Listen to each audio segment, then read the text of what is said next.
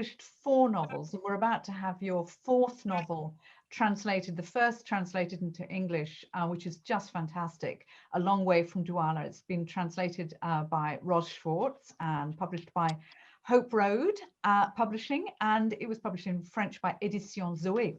So you wrote this in French with lots of sprinklings of fantastic African dialects and, you know, beautiful visual descriptions. Now, this is a novel set partly in Cameroon, partly in Africa, unlike your other novels, which you've set in Switzerland and are more about the immigrant or African experience in Switzerland.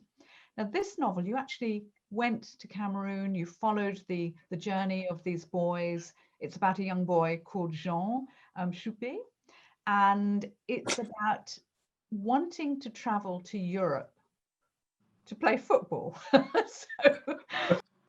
This novel is really this novel.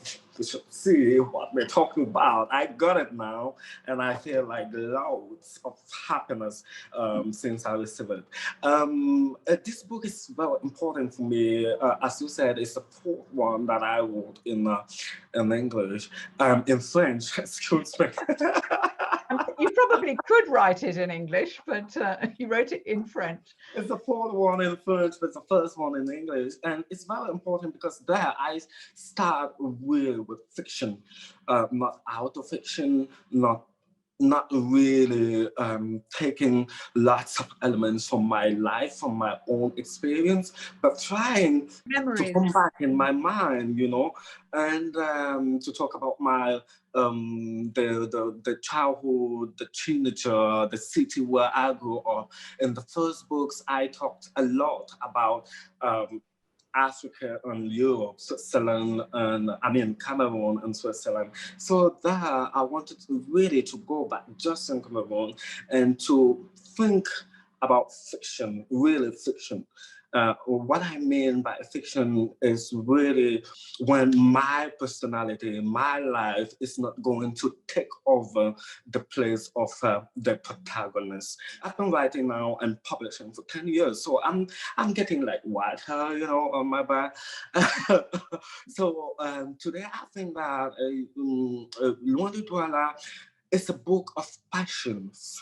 I'm thinking about fanaticism, religions, and religions here in this book. We can talk about Christianity, Muslim, football. I can even say football at first is a religion, football is fanaticism, and you people in the UK, you know, with the hooligans.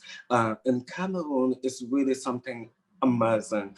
But let's not just see the negative aspect of the passion, which is fanaticism. We can see also the positive aspect, which is something that will make you still because you believe in that, and it's something that leads you forward. The amazing thing about this novel is how much you get into it and how much politics there are in the background, but you sort of almost forget about it because the story is so interesting. The characters, as you're describing, Roger and Jean and the mother and Simon, they're such wonderful characters, but they're in the background. You've got Boko Haram, you've got Christianity, Islam, you've got, you know, all those issues, very contemporary issues, and you've got immigration.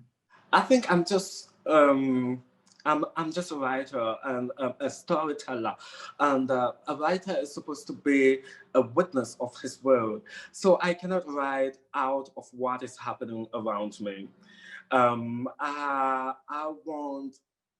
of my dreams is like, if somebody reads me in 1 century, that the person could understand what was the life of a young Black homosexual writer coming from Cameroon and living, and who had lived in Switzerland during this time. For me, it's really important. If as artists, we cannot leave this kind of documents that will testify an era, then I think we can do something else. Thank you, Max Lobe, very much indeed. Thank you.